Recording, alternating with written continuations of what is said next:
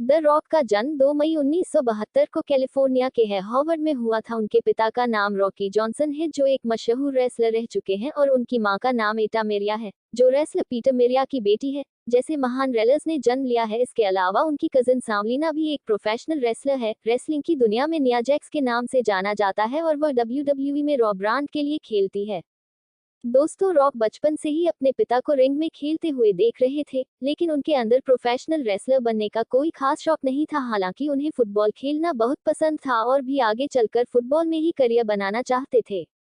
Rock का शुरुआती समय न्यूजीलैंड के ग्रेलिंग में बीता, जहां उन्होंने रिचमंड रोड प्राइमरी स्कूल से अपनी पढ़ाई की। आगे चलकर उनकी फैमिली फिर से अमेरिका लौट आई, जहां रॉक ने president William McKinley academy high school से अपनी हाई स्कूल की एग्जामिनेशन पास की, और फिर 11वीं में एडमिशन लेते समय रॉक के पिता का ट्रांसफर बेथलहम पेंसिल्वेनिया हो गया, जहां उन्होंने फ्रीडम हाई स्कूल की तरफ से फुटबॉल खेलना शुरू किया। फुटबॉल के अलावा भी ट्रैक एंड फील्ड और रेसलिंग में भी पार्टिसिपेट करते थे।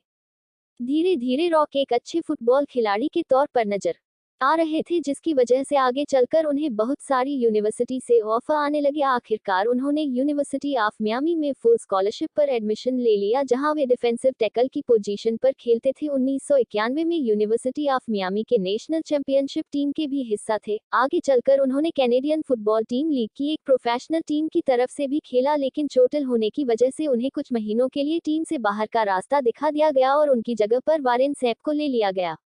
दोस्तों, वारेन सैप आगे चलकर नेशनल फुटबॉल लीग के एक स्टार खिलाड़ी बने, लेकिन तभी कई बार इंजरी से जूझने की वजह से रॉक ने फुटबॉल करियर को छोड़ने का फैसला कर लिया और रेसलिंग में अपना करियर बनाने की तैयारी में लग गए। जिसके बाद उन्होंने अपने पिता रॉकी जॉनसन से 1 सालों तक जबरदस्त ट्रेनिंग ली और फिर 1996 में WWF यानी वर्ल्ड रेसलिंग फेडरेशन के साथ कॉन्ट्रैक्ट साइन किया। 4 नवंबर 1996 को उन्होंने अपना पहला professional debut Monday night raw के एपिसोड में किया, जहां वह प्रिंट नेम रॉकी मैविया के साथ आए। रॉकी मैविया उनके पिता और उनके दादा के नाम को मिलाकर बना था, और फिर अपना पहला मैच उन्होंने 17 नवंबर को सर्वाइवर सीरीज में खेला, जहां उन्होंने क्रश और गोल्डस्ट को हराया। आगे चलकर 13 फरवरी 1997 को मंडे नाइट के मुकाबले में उन्होंने ट्रिपल एच को हराकर इंटरकॉन्टिनेंटल चैंपियनशिप अपने नाम कर ली और लोगों का ध्यान अपनी तरफ आकर्षित किया। 28 अप्रैल 1997 को मैनकाइंड के साथ एक मैच खेलते हुए वे चोटिल हो गए और फिर कुछ महीनों के लिए उन्हें रिंग से बाहर रहना पड़ा, जिसके बाद अगस्त में उन्होंने वापसी की और नेशन ऑफ डोमिनेशन नाम का एक टैग टीम बनाया। आगे चलकर रॉक ने सन 2000 का रॉयल रंबल चैंपियनशिप भी अपने नाम कर लिया।